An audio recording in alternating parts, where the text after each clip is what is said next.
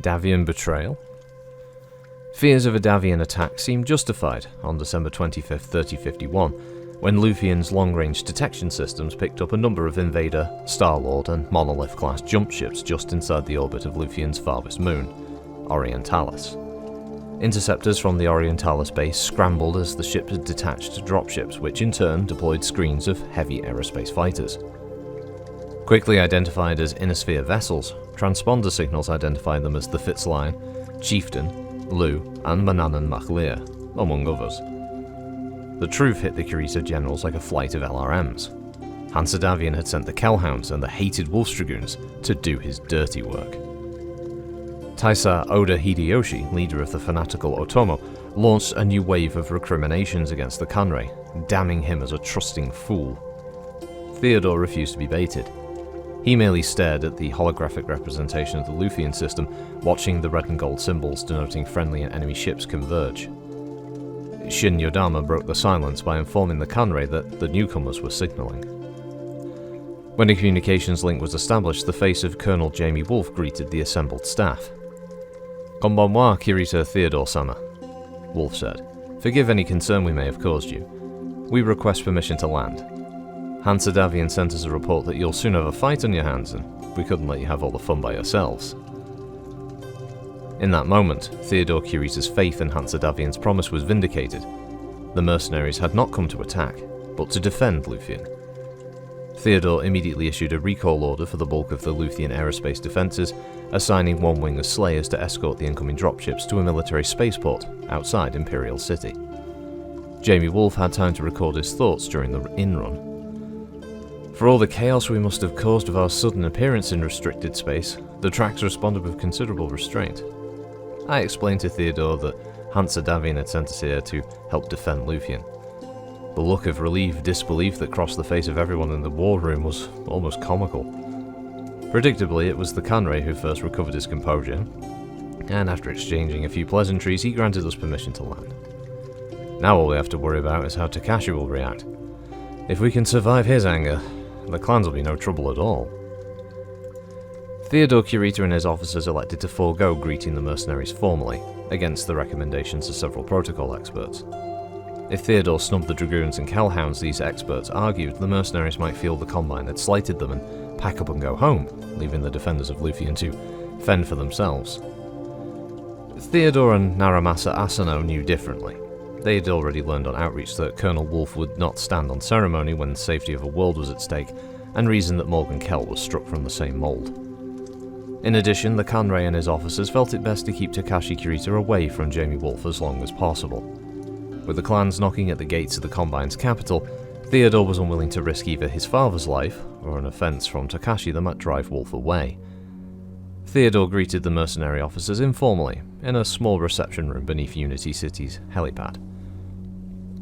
The coordinator reacted less violently to the presence of the mercenaries than anyone had imagined, however.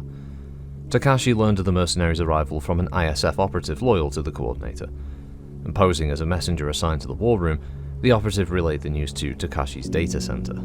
Thus, the coordinator had learned of the Dragoons and Kellhounds' arrival even before his son had finished welcoming them to Luthien.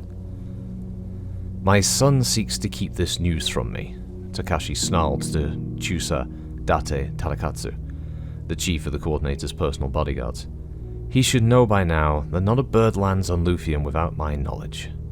Come, Chusa Tarakatsu, let us pay the Kanrei a surprise visit and welcome these Yohei to the Dragon's Lair."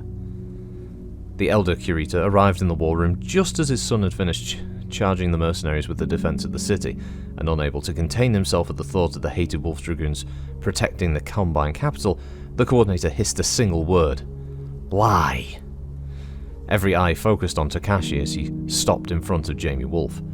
His rage seemed to make the coordinator tower above the mercenary. Wolfe straightened from his slouch against the map table and returned Takashi's level stare without flinching, and for a long moment, neither spoke. Then Takashi muttered, "So, my son brings his treason home with him." The very thought seemed to enrage the coordinator further. He wheeled on Theodore, accusing him of disgracing the Combine by placing the safety of its capital in the hands of honorless mercenaries. "At least, Romano Lau had the mercy to assassinate her father before she destroyed his nation. Theodore smiled calmly at the ranting coordinator. If that is truly your wish, shall I get a gun and shoot you? Unseen by anyone else in the room, Chusa Tadakatsu had stepped up behind Theodore, his hand dropping to the holstered laser pistol at his side. He later recounted the episode in his diary. I had no idea what was about to happen next. Rumours said that the prince had been brainwashed by the mercenaries on outreach. Others believed Theodore Sama had made an unholy alliance with Hansa Davian.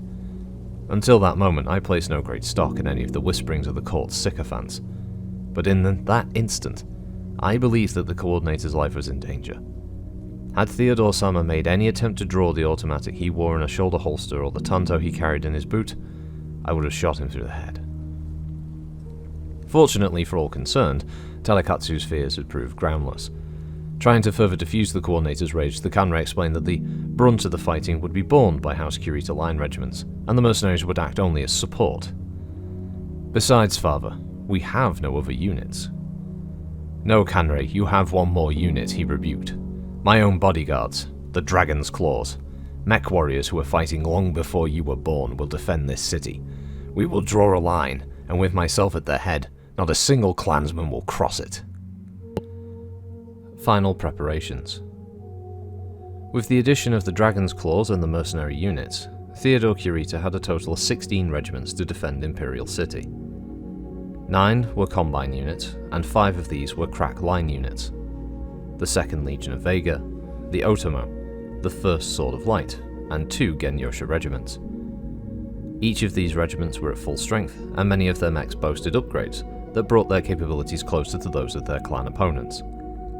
Theodore's own Masakari had been captured from the Smoke Jaguars on Walcott, and his son, Hohiro, piloted a Daiichi Alpha, given to him by Jamie Wolfe.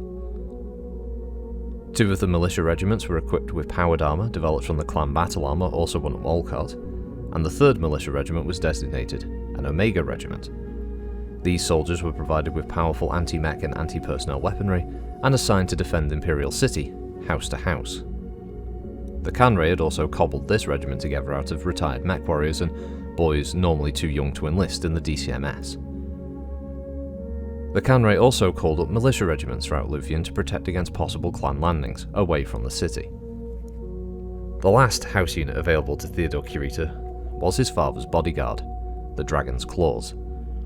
Among the best mech warriors in the Draconis Combine, these warriors all owned their own mechs, many of which had been refitted with advanced weaponry and equipment given to them by Comstar at the end of the Fourth Succession War.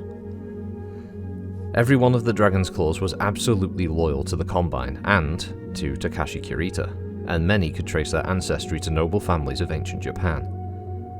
The Claw's devotion to the Code of Bushido, and to his father, gave Theodore some reservations about giving the unit a prominent role in the upcoming battle. Would they stick to his tactical plan, or would they, like the samurai who were their ancestors, charge headlong into battle? He knew that his father was hot-tempered and consumed with a desire to show that the years hadn't dulled his skill as a warrior.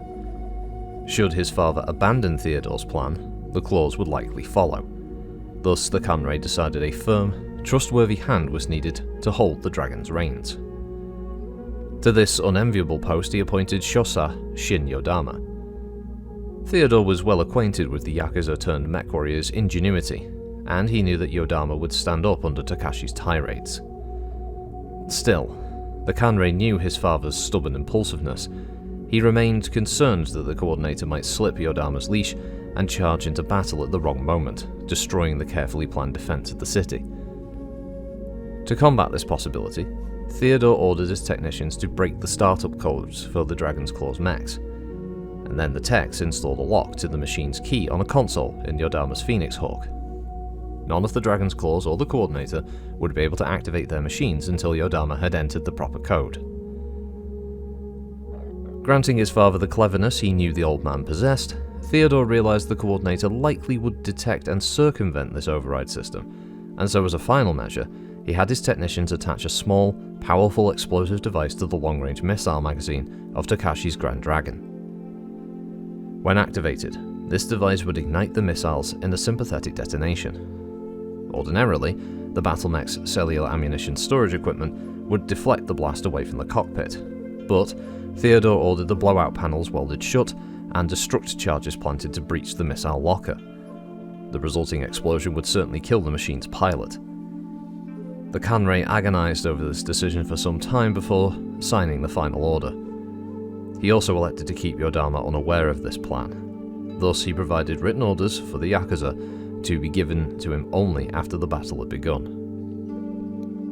The 7 mercenary regiments were slated to back up the Dragon's Claws. Wolf's Dragoons comprised 5 combined arms regiments, 2 of which had boasted clan-type weapons and equipment.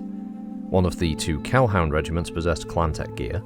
Hidden mines, vibrobombs, and other battlefield obstacles would round out the defensive measures. With these preparations complete, the Combine stood girded for battle when the first clan jump ships appeared in the skies over Luthien in the early hours of January 4th, 3052. And so ends the major write-up sections, really, of the Battle of Luthien book. As I said, compared to, say, Galtor, which went through the whole campaign piece by piece until you had the actual conclusion, this book mainly just deals with the preparations themselves, and there's some good information there. It's a nice narrative of setting up the reason for the battles, the people in charge, and obviously what kind of plans that they were going for. I like the fact that we have this end write-up part that details each of the defensive units, but I'm a little disappointed that the book didn't cover specifically the different galaxies that were being brought in by the clans. Just a little bit of previous information could have helped give us an idea of their kind of character and flavour. For instance, what previous battles had they been involved in so far during the invasion? Had they had a lot of success? Had they had some setbacks? Were elements of some of them being viewed as kind of unreliable, thus they would be given like less sort of glorious objectives? What kind of state was their equipment in? Like how many mechs were they bringing, for instance, of different weight classes, that kind of thing. We're not really given any of those kind of information, sort of write-ups there. It's mainly focusing on, you know, the sort of will they, won't they, you know, kiss each other between Takashi Kirito and Jamie Wolf. But outside of that, the rest of it is pretty good. It's a great setup for what is going to be a short, sharp fight. And yeah, I always liked this book. So the next episode will be detailing each of the characters. There's a bit of a write-up for all of them, and actually this book actually has the MechWarrior RPG stats for them. I think this will be 2nd edition, possibly. Yeah, it looks like it's 2nd edition stats for the characters. So as a brief write-up about them, it's got pictures of it, some fantastic artwork you can look forward to in that one. Especially like the image of Takashi Kirito it's fucking Crypt Keeper levels of terrifying. You know, you got Jamie Wolf and you know, Morgan Kell. I mean, they look like they've seen bad days. And you got the clan ones like Dorian Worth, Severin LaRue, Luthien Carnes, and the like. And then we actually get into the actual scenarios themselves. And I won't lie, I will have to kind of write a little bit. May have to do my own little preamble for some of the battle things. There is also an order of battle, so you can get a full breakdown of all those. I'll probably cover that as well in a separate episode, but yeah, before we get off from that, I'll have a little look over, see if I can add anything extra to any of those parts. So some original writing, yay! But yeah, thanks for listening as always. That was largely the bulk of it, but we will get through from the actual conflict itself, and then obviously a post ramble from me, as people seem to like the post ramble stuff.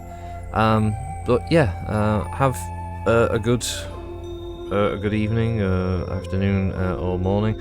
I don't know when this episode will be up. It might be before Christmas, or it might be after. But so either hope you've had a good Christmas, and if not, that you've had a good New Year.